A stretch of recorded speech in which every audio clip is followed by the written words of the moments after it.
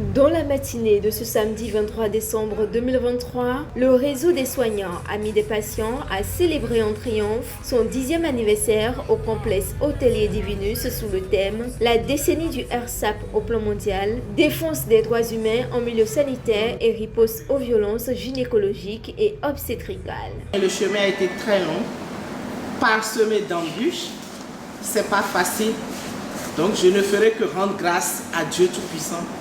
Et j'implore sa protection sur les RSAPiens et sur vous tous qui nous soutenez.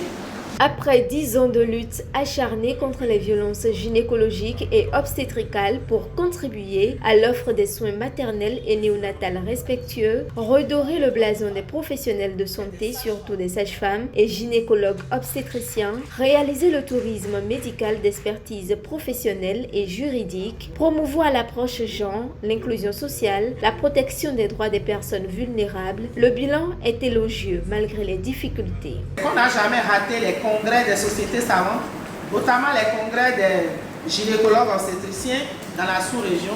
Et de même au niveau des sages-femmes, les sages-femmes ont commencé leur congrès régional, c'est-à-dire le congrès de la Fédération des associations des sages-femmes d'Afrique francophone, que nous appelons la FASFAF. Ça a commencé en 2015 au Mali. Après, nous sommes allés pour le deuxième congrès en 2018 au Burkina Faso. Et en 2022, on était pour le troisième congrès en Côte d'Ivoire. Il y a d'autres choses que le RSAP a eu à faire, très intéressant. Mais nous n'allons pas nous presser, parce qu'on n'a pas bouclé les stratégies.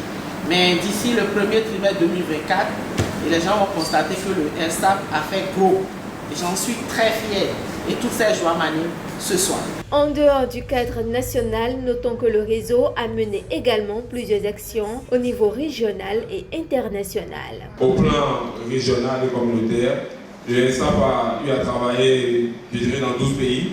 Et à titre illustratif, nous pouvons citer la promotion de l'accouchement humanisé dans ces pays.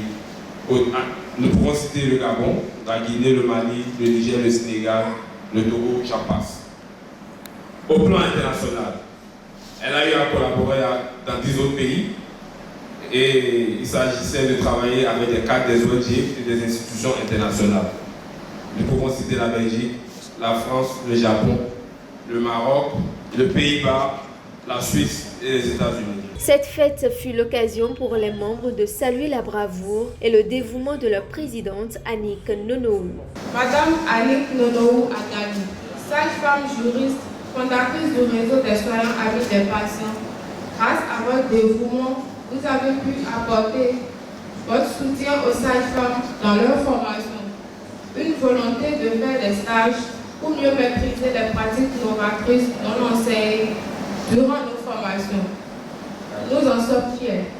On ne saurait terminer sans saluer le dynamisme, l'objectif, la vision, la bravoure de Madame Annick Nonohou Agani, la fondatrice du réseau des soignants Amis des patients, cette sage-femme juriste. Les participants invités, délégués médicaux ou juristes, sont sidérés par la synergie d'action menée par le réseau et exhortent la présidente à une plus grande sensibilisation des patientes pour les apprêter psychologiquement à l'accouchement humanitaire. Être à ce 10e anniversaire, pour moi, c'est un honneur. Pour mon organisation, c'est davantage un privilège. Nous avons été sidérés, je dois le dire, sidérés par la synergie que nous avons observée, mais également par cet attachement que le réseau a pour les personnes qu'elle accompagne. Je lui tire un grand chapeau pour le dévouement, parce que ce n'est pas facile en tant que femme. Mieux juriste que vous soyez, je vous tire chapeau. Tout ce que je voudrais vous demander, c'est que vous puissiez faire, n'est-ce pas, donc une sensibilisation forte à l'endroit des patientes ou des accompagner pour que psychologiquement, quand les femmes sont en salle d'accouchement, qu'elles aient un cœur très tranquille.